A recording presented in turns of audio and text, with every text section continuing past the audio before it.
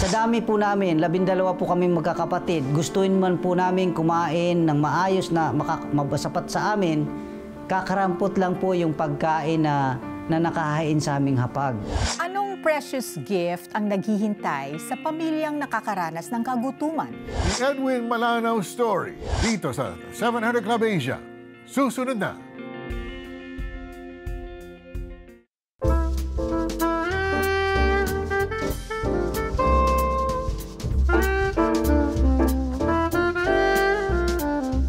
Maligayang Pasko at masaganang bagong taon ang hatid namin sa inyong lahat, saan mang panig ng mundo kayo naroroon.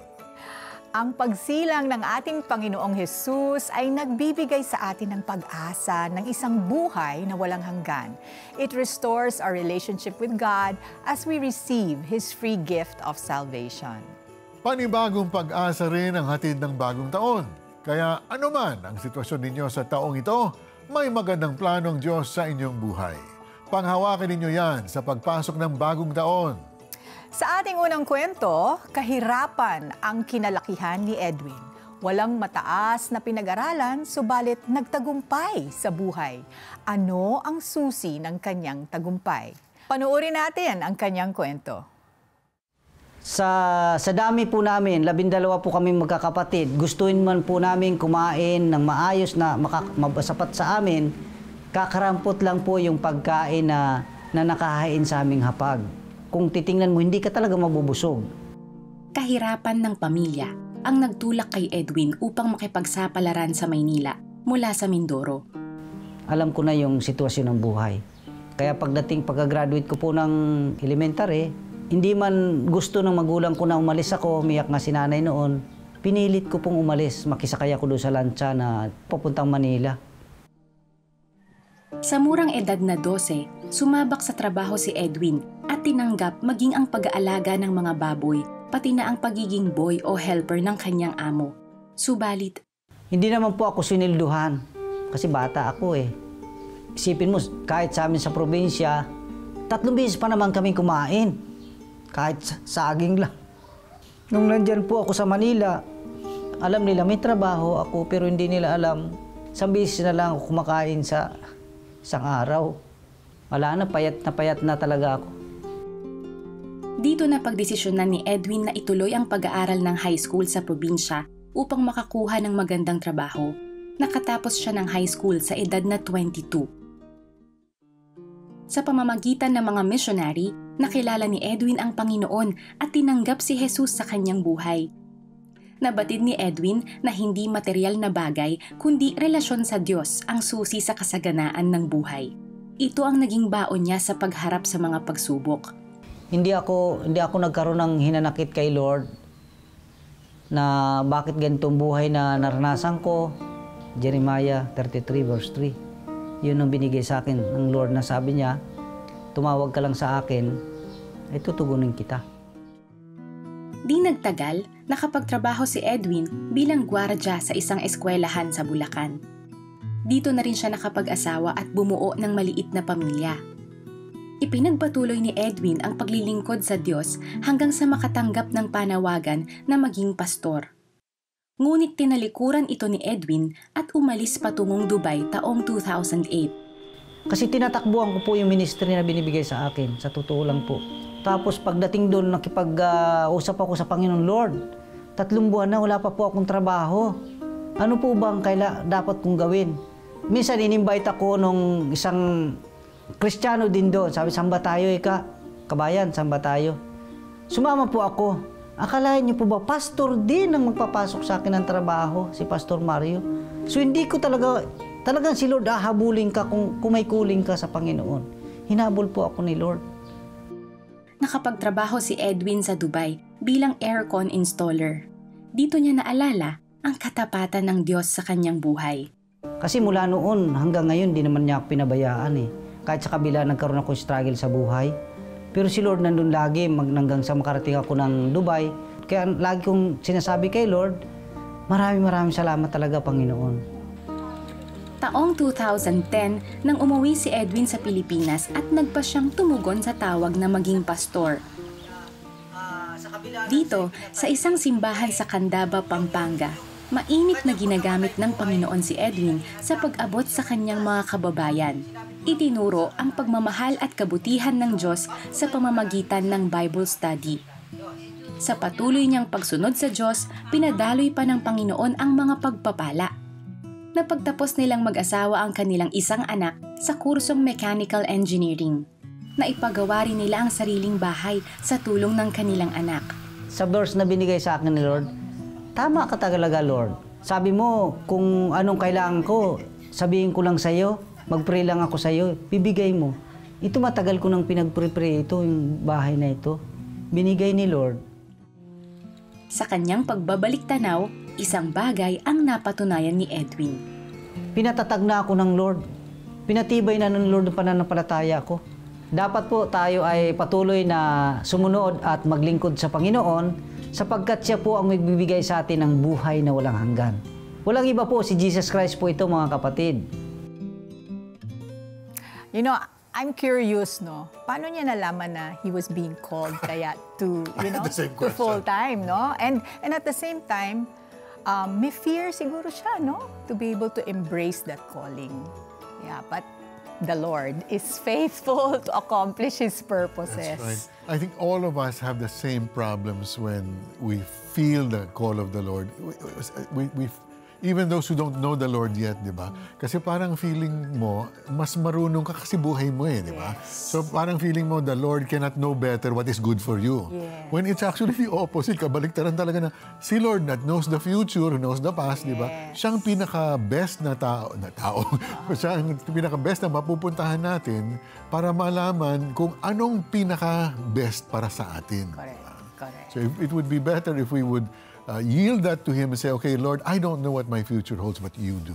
Yes, instead of running away. Diba? We can never run away from God when He calls us. Katulad ng kwento ni Jonah sa Old Testament, ang kwento ni Edwin. Jonah tried to run away from God when He commanded him to preach to the people of Nineveh, an idolatrous, proud, and ruthless nation. Sa halip na sumunod, tumakas pa si Jonah patungong Tarshish, which is 550 miles away from Nineveh in the opposite direction. In the book, we read that Jonah's disobedience was due to his prejudice against the people there. He didn't want them to receive mercy from God, but wanted them to be judged. And again, I was just listening to someone speak about this, and they were saying that this is because Jonah understood kung sino si God. Na talagang mapagmahal ang Diyos, even though Nineveh was a very rebellious and anti-God nation. Yes. God was going to spare them. That's why He sent them Jonah in the first place. Because of his disobedience, God sent a violent storm that nearly destroyed the ship. Realizing that was God's punishment for his disobedience, Jonah pleaded to be thrown overboard to calm the sea. Although reluctant, the sailors did, and Jonah was swallowed by a large fish. Nanatili si Jonah ng 3 araw sa tiyan ng isda hanggang sa nagsisi at nagpuri sa Panginoon. Iniluwa siya ng isda sa dalampasigan ng Nineveh. Sa grasya ng Diyos, natupad niya ang ipinag-uutos ng Panginoon. Hindi naman dinanas ni Edwin ang pinagdaanan ni Jonah sa awa ng Diyos. Pero naghirap siyang abutin ang pangarap ng magtagumpay, anumang pagsisikap ang kanyang ginawa. Nang tumugon siya sa panawagan ng Diyos na maging pastor at ikalat ang magandang balita ng Diyos, doon bumuhos ang pagpapala sa kanya at sa buong pamilya. Huwag nating ipagdamot ang pagmamahal ng Diyos sa ating kapwa na inaakala nating kaparusahan ang nararapat sa kanila. Lahat ng kanyang nilalang ay mahal ng Diyos, gaano man kasama ang tinahak nilang buhay. Let us share the love of God, His mercy, and compassion for the lost. Manalangin tayo. Panginoon, patawarin niyo po ako kasi minsan akala ko mas alam ko ang mabuti para sa akin kaysa sa inyo. I choose my way over yours. Forgive me, Father. Lord, I realize na kailangan kita. Ikaw ang lumikha sa akin, so you know what is best for me. Lord, salamat sa iyong pagmamahal dahil alam ko na Binigay mo ang iyong anak para sa aking kapatawaran at para ako'y magkaroon ng bagong simula. Sinusuko ko ngayon ang buhay ko sa Kanya, Panginoon, kay Jesus. Today, I accept Him as my Lord. Kayo na po ang manguna and my Savior, ang aking tagapagligtas.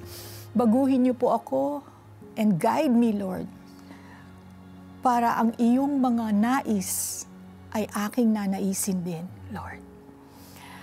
I pray this in the name of your Son, Jesus Christ. Amen. Felicia, may nanonood sa atin ngayon, you are in a relationship na alam mo ayaw ng Lord. Whatever it is, whatever. Some are actually in adultery. No? You're married or that person you're with is married. You need to break that right now, kapatid. You need to break that relationship right now. Others are, yung boyfriend mo, yung girlfriend mo, alam mo, hindi siya ang para sa'yo. So, right now, just listen to the Holy Spirit speaking to you and obey. The Lord knows better than you or me what is good for us, as we were just discussing, di ba? So, you need to surrender that relationship to God now and say, okay, Lord, you know better. Kayo na pong bahala sa akin. May nanonood din sa atin, may mga ilan nasa ospital, kailangan nyo ng healing. Yes. Sa oras na ito, we're asking God to shower, Lord, at healing power upon everyone, Lord, is calling out to you right now. Humingi na sila ng tulong. May nahihirapan, hindi na nila alam kung saan sila makukuha ang pambayad sa ospital. Father, in Jesus' name, do miracle upon miracle. Lord, yung tumor na yan, Lord, destroy it, Lord.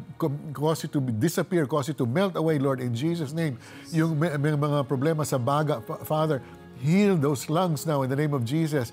Yung may problema sa right lung, in Jesus' name. There's a tumor in your right lung that is gone now. It's gone now in Jesus' name.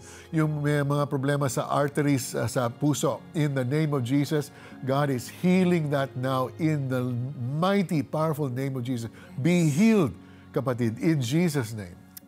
Amen. Kung sumabay kayo sa aming panalangin at tinanggap ninyo si Jesus bilang inyong Panginoon at tagapagligtas, makakaranas kayo ng masaganang buhay. Ang sabi sa Bible, magagawa ng Diyos na pasaganain kayo sa lahat ng bagay at higit pa sa inyong pangangailangan upang magamit kayo sa pagkakawanggawa. Tulad ng nakasulat, siya'y nagbibigay ng libre sa mga dukha. Ang kanyang katwiran ay walang hanggan. Amen and amen. If you want to know more about the decision you have just made, call the CBN Asia Prayer Center at 873-70700. Our trained prayer counselors are on standby 24 hours a day, 7 days a week to receive your calls and address all your concerns based on the Word of God. If you want to be connected to a Christian church, they will also help you to get connected to help you grow in your relationship with the Lord. Pwede rin kayong makipag-chat sa amin. Ikwento nyo kung ano yung precious gift na tinanggap nyo sa Diyos. Kung may mga hamon naman kayong pinagdaraanan ngayon sa buhay, pwede nyong ibahagi yan sa ating mga trained prayer counselors. At kayo ay kanilang ipagdarasal at bibigyan ng payo sang-ayon sa sinasabi ng Biblia. The information you shared with them will be held in strict confidence. Nasa inyong TV screen ang aming contact information.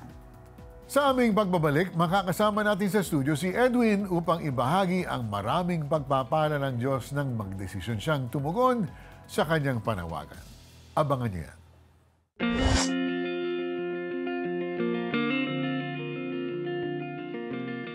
Sumabay ka ba sa panalangin upang tanggapin si Jesus? Narito ang CBN Asia Prayer Center para sa iyo 24/7 upang tulungan kang magsimula ng panibagong buhay na punong-puno ng pag-asa, kapayapaan at tagumpay. Just text YES, your name and location o mag-chat sa The 700 Club Asia Facebook Messenger.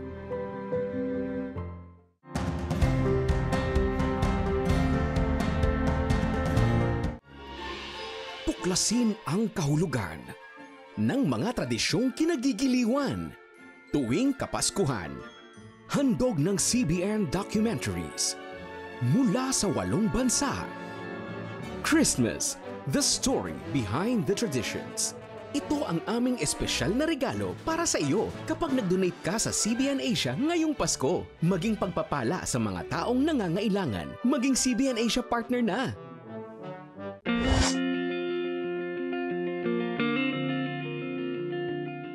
We are back on the 700 Club Asia and we have with us Edwin Malano. Pastor Edwin Malano, welcome to the show. Good to have you po. Maraming pong salamat sa pagtanggap nyo sa akin dito sa episode na ito. At purihin ng Diyos dahil isa po ako sa napili na ma-interview sa lugar na ito. It's our pleasure. Salamat po. Nabanggit po, Pastor, sa kwento mo na hanggang high school lang ang tinapos mo sa pag-aaral. Tama po ba? Opo. Ano ang masasabi mong susi ng iyong tagumpay kung yan nga, pareho lang tayo hanggang high school lang? So, ang nakita ko pong susi sa tagumpay, kailangan mayroon kang Diyos na inaasahan tulad ng iba.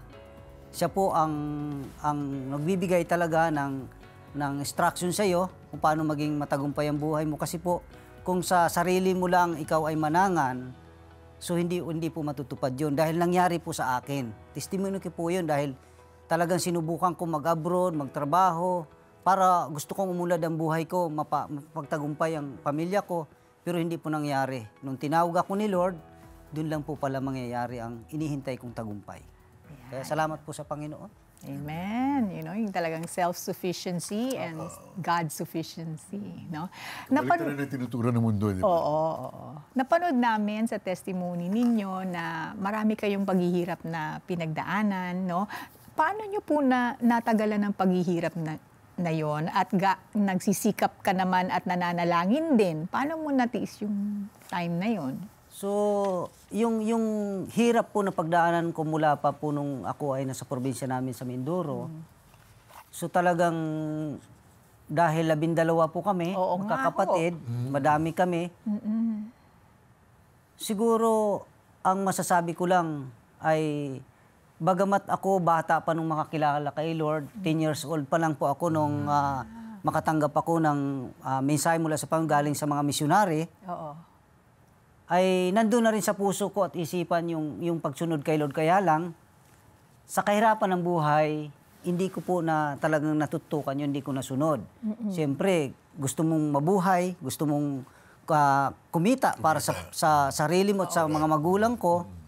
So, ganun po ang sitwasyon ng buhay ko hindi maayos dahil hinahangad ko po na maging tumagumpay ang buhay ko sa kabila ng hindi po ako nakapag-aral. At nung time na yun, lumuwas po ako, 12 years old ang edad ko eh.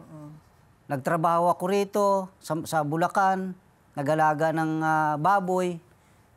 Dahil sa murang kong edad, hindi po ako pinasweldo doon sa may Pulilan. Oo nga, Hindi po ako pinasweldo. So, nag-decide po ako na umalis doon. Nakarating po ako ng Paranaque. Nagtrabaho ako, diyan ko po naranasan na minsan lang kumain sa isang araw. Opo, so siguro kung titingnan mo, Mari, no, talagang grace of God rin yung yung talagang surrounded him habang tumatanda kayo, nandun ang Panginoon dahil kung hindi, magi-give up ka na siguro. Opo, kasi ano po dahil alam ko naman na may Diyos, kaya lang kumbaga sa takbo ng panahon, parang unahin po muna yung ilalaman sa sikmura. Yung time na yun. Jeremiah yung kwento talaga. Bagay-bagay. Gaano katagal, Pastor, bago ka tumugon sa panawagan ng Diyos na maglingkod sa Kanya bilang? Tumugon po ako sa panawagan ng Panginoon ay nakapag-asawa na po ako. Nakapag-asawa na po ako. Yung anak ko ay high school na. Oh, okay. Ang edad ko po ay nasa 45 years old na po ako noon. Opo. So kailan kayo tinawag at kailan kayo sumunod? Mga ilang taon yun? 2012 po ay doon po ako inordain. 2012? 2012 po.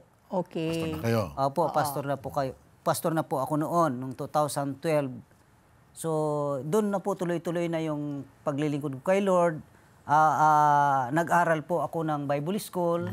Okay. Opo, 4 years po yun. Pero Pastor Ed, prior to 2012, di ba sabi, tinawag ka na ng Panginoon pero hindi mo pinakinggan. So, kumbaga ilang years yun na bago pagtatakbo, yung pagtatakbo, pag-iiwas. Ano po, yung pag-iwas ko kay Lord ay mula 2008 2008 po. 2008 hanggang 2000. 4 years din. Oo. 12 po. Oo. Kasi po, 2010, pinabalik na kami ng Pinas. Oo nga. So after that, Inaayos na ni God. 2011 po ay nag-ano na po ako, naghahatid-hatid na po sa service sa mga pastor, senior pastor. Yung pala, ano na po sa kanila, ano na po sa kanila na after 1 year, i-ordain po pala ako bilang pastor. Nag-uusap na sila na Nag-uusap na po pala sila. Nakita nila na may pagkatawag talaga sa akin ng Panginoon. Kaya 2012, nag-start po na inordain po nila ako ng anniversary namin, inordain po nila ako bilang pastor. Okay. Ano naman, Pastor, ang nakapag-udyok sa iyo na tumugon na sa panawagan ng Diyos na maglingkod sa Kanya bilang pastor? Ano yung pinaka-final? Unang-una po ay yung family ko nasama ko na kay Lord. Okay. Kasi po, hindi naman po sila Christian, Catholic po. Talagang, nung nag-decide po sila na sumamba tayo, sabi ko, sige. Yun. Hindi ko po kasi in-encourage na sumamba sa born-again Christian. So, nag-decide po sila na, On their own. opo, sila po mismo. Oo. Yung misis ko po mismo nag-decide na, samba tayo kaya doon? Sige, sagot ko, sige. Wala po akong alinlangan. Doon po nag-start simula na noon.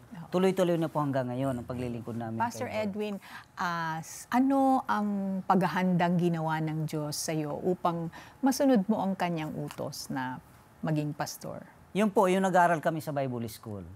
Yun, okay. i-prepare po niya ako, in-equip po niya ako kung paano may share ang Word of God. Kasi sabi sa Matthew chapter 28 verse 16 to 20, humayo kayo, bautismohan sila sa inyo sa pangalan ng Ama, ng Anak, ng Santong Espiritu. So, na-equip po kami sa Bible School ng 4 years. Kaya nag-graduate po ako ng Bachelor of Arts and Biblical Studies po. Okay. Ayun. Okay. Ano naman ang masasabi niyong pinakamahalagang pagpapalang natanggap ninyo nung sumunod na kayo sa pagtawag ng Panginoon? Alam niyo po, yung pinakamahalagang natanggap kong pagpapala mula sa Panginoon, nakagraduate po yung anak ko ng mechanical engineer. At higit sa lahat po, yung bahay namin na napatagal na panahon na walang bubong, hindi ay nakatiwangwang lang po siyang ganon. Ay sa isang iglap po ng pandemic noon, nung time ng pandemic, bigla nagkaroon ng magandang trabaho yung anak ko by online. Naipagawa niya po ng 4 months lang, nayari po. Ang ganda ng bahay. 4 months lang po, nayari yung bahay na yun. Nakatulong pa ako doon sa mga kapitbahay namin na walang trabaho. Kasi doon na lang po ako Kung kailan pa kayo naging pastor, doon Opo. pa nangyari yung Opo. mga pangarap Opo. na fulfill. Opo, kasi tinugon ng Diyos yung panalangin ko po na yung sa Jeremiah 33 verse 3. Tinugon po ni Lord. Which is, call to me, Opo. and I will answer you, Opo. and show you great and wonderful things. Ayun, daming great and wonderful Napakabuti po ng Diyos things. talaga. Ayan, amen. So, Pastor Edwin, na-curious lang po kami ni Mari, no? Nung panahong yon, paano mo nalaman na tinatawag ka ng Diyos para maglingkod bilang pastor? So bago po ako nakarating ng bansang Dubai, marami na po mga pastor na nagsabi sa akin sa pagpipray nila na huwag ko raw takasan ang salita ng Diyos. Ayun. dahil may tawag, may panawagan May sa pagkatawag po talaga. Opo. Tapos umalis kayo. Tinakasan ko pa rin po. Nakarating ako ng bansang Dubai. So, pagdating po sa bansang Dubai, 3 months po akong walang trabaho. Iniyak ko kay Lord. Pagkatapos po nun, pastor po pala magpapasok sa akin ng trabaho. So, ibig sabihin, Pinapaligiran kayo ng... hindi ko po natakasan ang salita ng Diyos kasi nandun talaga ang pagkatawag sa akin. Tapos pag uwi ninyo dito, Ganun pa rin po. yun. mga pastor Mga din. pastor pa rin po ang So marami po kayong confirmation na talaga Opo, Pero internal po, meron din po kayong internal na confirmation. Alam po ninyo tinatawag kayo ng Panginoon maging pastor. Kasi hindi naman po lahat tinatawag opo. maging pastor. Yung time po na yon, kasi yung nakapokus sa isipan ko po, yung maiangat ko sa buhay ang pamilya ko. Okay. Pero wala pala akong magagawa sa sarili ko lang, kundi ang Diyos talaga magbibigay pala nun. Amen. Opo, Amen. purihin po ang... Minsan mas maganda yung Hindi lang minsan. Opo. Yes, okay. Alright, maraming salamat, Pastor Edwin, for sharing your story with us. Yes, thank At you. kung maaari po, ipag-pray lang po namin ikaw. Opo, sige po. Father God, we thank you for the testimony of Pastor Edwin and his family. Lord, we thank you for the blessing that he's been to the body of Christ over the last 12 years that he's pastoring. Panginoon, we ask that you would expand his tents, Lord. Would you grant him even greater influence in the years ahead? Yes, Lord. Panginoon, would you also mightily bless his ministry and continue to guide him with your wisdom, Panginoon? Would you give him new ideas, Panginoon? Would you continue to bless him and his church, Lord, and expand them, cause his ministry, Lord, to greatly expand. In the name of Jesus we pray. Amen. Amen and amen. Amen. Thank you, Pastor. Huwag kayong aalis, magbabalik kami.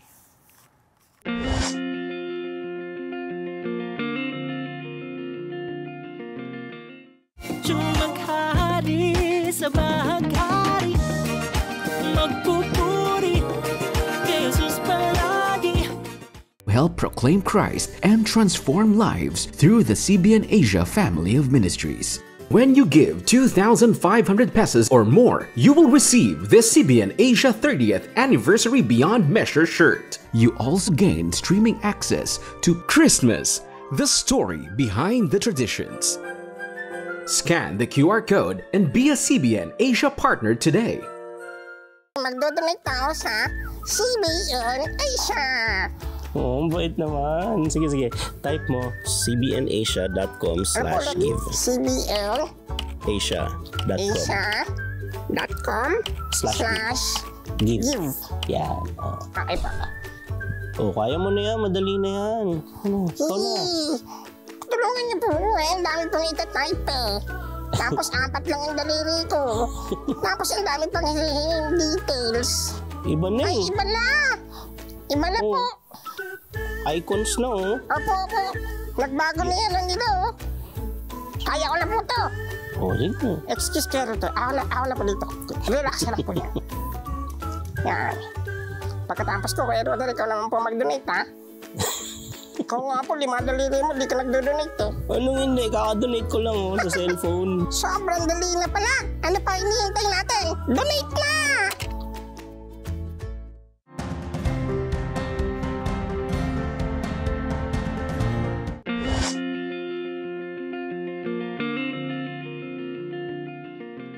When we disobey God or we turn our back on His calling, storms of life may hit us severely.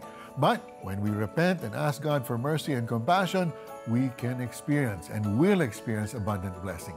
The Bible says, if you fully obey the Lord your God and carefully follow all His commands I give you today, the Lord your God will set you high above all the nations on earth. All these blessings will come on you and accompany you if you obey the Lord your God. Pangako rin ito ng Diyos, kaya matakot kayo sa Kanya at sundin ang Kanyang mga utos, sapagkat kayo'y dadalhin niya sa isang mainam na lupaing sagana sa tubig, maraming batis, at bukas na umaagos sa mga burol at mga kapatagan. Doon ay hindi kayo magkukulang ng pagkain o anumang pangangailangan. Thank you all for watching, and thank you to all our faithful partners and supporters who helped make the production and airing of this show possible.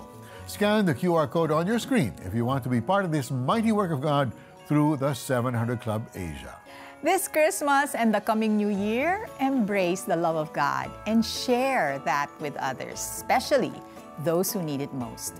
Keep hoping and believing that God has the best for you in 2025. A blessed Christmas and a prosperous New Year to all. Ngayong Martes, Ngayong Kapaskuhan, paano naging merry ang love life ni Naomi at Romel? Noong una nga, hindi ako naniniwala doon sa sabi lang may electricity. For some reason, parang di ko naman pigilan hawakan yung kamay niya. I felt na parang nag-hyperventilate ako. This is it. Parang you're the one. Ito na yun. This is it na eh. ang kanilang kwento dito lang sa The 700 Club Asia, Martes, alas 12 ng gabi sa GMA.